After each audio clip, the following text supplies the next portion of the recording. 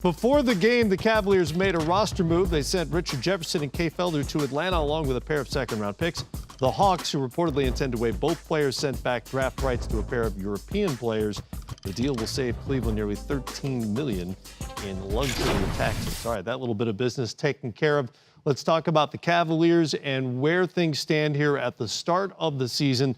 Really versus themselves here last season, Zeke. Does this Cavalier team, like it is better suited than last year to win the East again, take on the Warriors, maybe not as well equipped or somewhere unknown?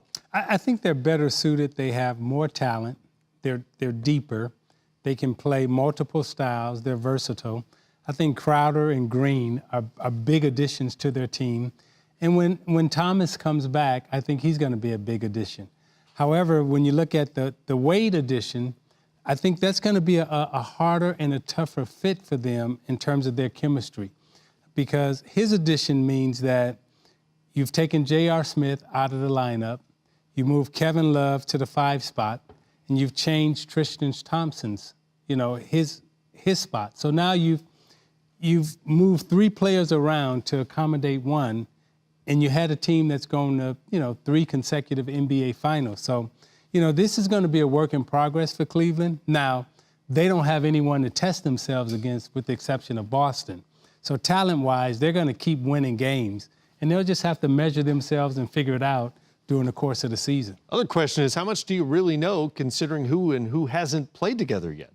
Yeah, I mean, Isaiah Thomas's health is going to be huge for that team. But to me, when I look at Cleveland, it's their defense. What's going to be their identity? What are they going to be? I think with Crowder and Green and LeBron and JR, they could be a team that switches a lot of stuff and gets up into people and be aggressive. I mean, hey, Crowder likes to tangle and likes to get in people. Let those guys loose defensively, man. Try to get steals. Just get defensive identity. Like, I always thought that if you walked into Cleveland, you went like, ooh, I don't want to be playing these dudes. You'd really have something. I think you play Cleveland now. You go, all right, well, they're going to score. We're going to score.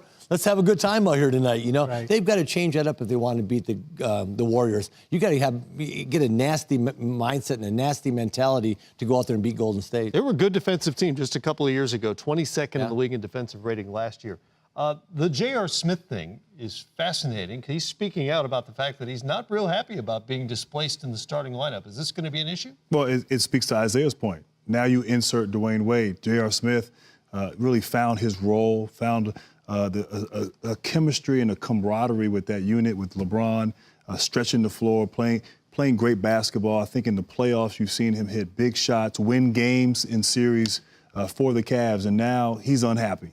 And so as Isaiah said, they got to sort through that. They're going to have to work through that.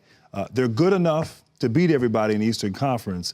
But it's going to take some time because Dwayne Wade is a different style of player. Right. And now you put him in there and everyone's role is changing a bit. I do think, though, one thing that I do like, a few years ago, Dellavedova, backup point guard, they missed him last year. LeBron, as a result, had to play more minutes.